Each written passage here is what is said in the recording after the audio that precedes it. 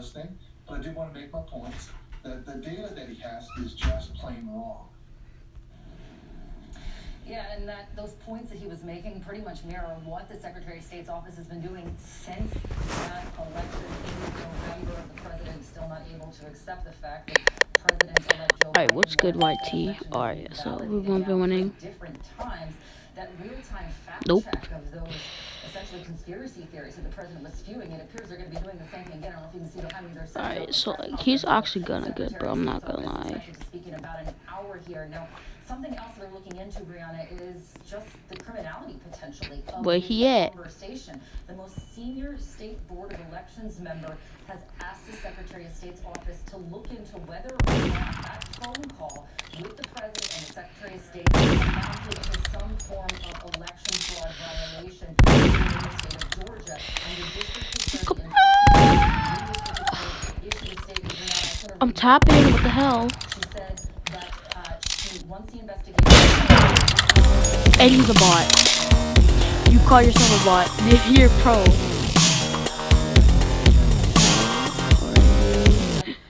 And how are you a bot? We'll see what comes of that. Diane, thank you so much. And Caitlin, reporting from Dalton, Georgia, we appreciate your report as well. Matthew Seligman is special counsel for election integrity at the Campaign Legal Center. I'm on mobile. He's also taught a course on disputed presidential elections. I have to Matthew, tap. Thank you so much for being with us, and a happy New Year to you. Throw. When you listened to this conversation, you said I play on PC too. possibly being committed under Georgia code. The first one you said was intentional interference with performance of election duties. Explain that to us. Thanks for having me on, Brianna. It's great to be here.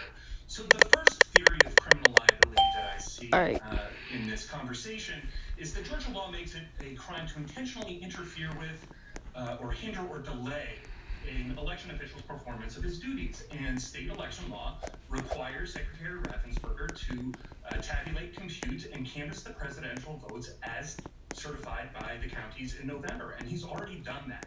The president on this phone call seems to be pressuring the secretary to change that canvas, and that sounds to me like it might be intentionally interfering with Secretary Raffensperger's canvas. And that's very interesting. And then the other possible crime that you say the president committed is, quote, criminal solicitation to commit election fraud. But I can't type. Explain that. That's right. Georgia law also makes it a crime to solicit or request that someone violate the election laws. And so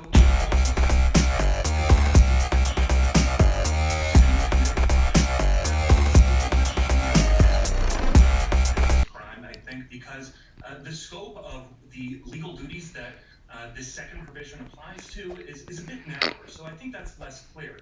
But the first legal violation, I think, is much stronger. Jeez, BioBlade. And in the case of a state criminal prosecution, if that's something that somehow came to fruition here in the next few weeks, that would be something the president could not pardon himself from. What if there's a prosecution after he leaves office? That's correct. The president's power under the United States Constitution to pardon is to pardon offenses against I'm sorry about the background States. noise. My grandfather always watching the news. These are state crimes, and the president has absolutely no power to pardon himself or anyone Okay, else. good. I'm so bad at sheriff, by the way. Do you think that there will be any sort of prosecution or investigation in Georgia? What? It's hard to say for two reasons. First, there are so many political consequences that go into whether a prosecutor chooses to bring a criminal. The second,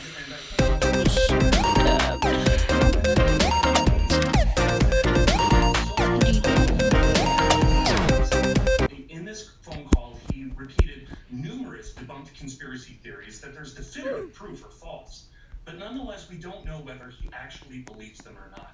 If he knows they're false, then the criminal case is a lot stronger. But if he's really bought into them and he really believes all of these conspiracy theories, then it's a lot harder to say that he intentionally was trying to get Secretary Raffensperger to violate his legal duties. So ultimately, it's going to depend on how prosecutors interpret the president's incoherent and sometimes inconsistent statements on that phone call. Matthew, thank you so much for clearing some of this up. We appreciate it. Matthew Seligman. Thanks very much. I want to bring in Michael Smerconish, who is the host of CNN Smerconish. He's also a CNN Sheriff analyst. again, dude. Michael, a happy new year to you. And I wonder if you think the president honestly believes all of this stuff that he's saying, or was this just a phone call about throwing anything against the wall, even if it's You want to do the middle? Election officials in a state of chaos? Brianna, happy new year to you as well.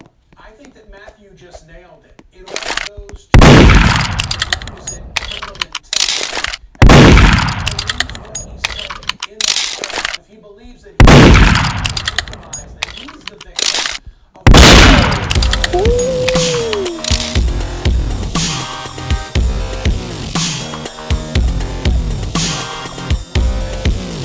Do you think he believes it? The vast majority think he does not believe it, and he's seeking to manipulate the result. But if he buys into all those thoughts that he's sharing that are unsubstantiated and have been debunked, it makes it a very hard case to prosecute. But there's the president saying, I need 11,000 votes. What did he say? Give me a break, he said to them. He seems in that regard to know very clearly that he wants one more than Joe Biden had. True, and you would think to his benefit he would have said there's been an error here that needs to be corrected, and that's why the number is 11,780. So that mitigates against it. But, you know, it reminds me, frankly, of the Ukraine telephone call for which he ended up being impeached. And it was a very similar circumstance in that people wanted to read a seemingly straightforward telephone conversation and transcript different ways depending on their political view of the world. Wait, Michael, explain that. Why do you think that it's two different ways just based on someone's impression or their view? How?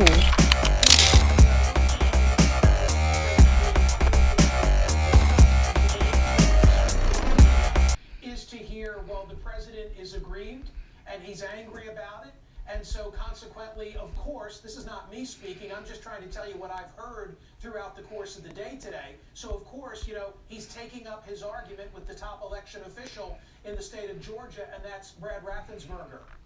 Bio? Okay, and then on the other side, people who believe the facts of the case about how the votes tally up in Georgia see this very differently. Well, the other side is to say he couldn't possibly believe any of this because 60 or so legal challenges. Look at me, bro. I sound like a fool now. There's a disconnect between the type of thinking that he exhibited in that phone call. Oh my God, I hate when it does that. On his behalf. Not even Rudy Giuliani in the Pennsylvania federal litigation would say that there was fraud that had occurred in the Commonwealth. I mean, that which gets said in social media mirrors that which we heard in that phone call yesterday. Frankly, that's not what they've alleged in different litigation. I'm curious, Michael, to get your point of view on what you see happening in the Senate, because you have a number of Republicans who are going to contest the electoral vote count on Wednesday. And Hate when it does that, dude. Senator Tom Cotton, who is one of Trump's staunchest supporters, is opposing this plan, and he is getting attacked by the president for it. In a tweet, Trump labeled Republicans who don't object to the results as the surrender caucus, who will go down in infamy as weak and ineffective guardians of our nation. And I wonder, you know, what do you think about this divide in the Republican Party over this call about whether or not to contest? I hate to be so cynical, but I think that each is acting with an eye toward 2024. And that Josh Hawley, by being the first in the Senate among the Republican senators to say, hey, I'm gonna buy into this, I'm gonna play along on Wednesday and contest the election, was seeking to lay claim to that Trump constituency. I guess Oh my he God. didn't know where to go but to be the opponent. The president himself obviously is a player in this mix, and so too is Vice President Pence. I think they're all very forward-looking. Bro, I swear to God, dude. Brianna, is what the president says tonight. Because here you've got the entire power of the United States Senate hanging in the balance, control of the Senate hanging in the balance, and the president, through his repeated I know where you are, dude. the election results, is I know where you are. the best argument they have to motivate that Republican Republican base. And that argument is to say that we, your Georgia United States Senators, are the bulwark that stands. I know where you are, dude. The House, the Senate, GG.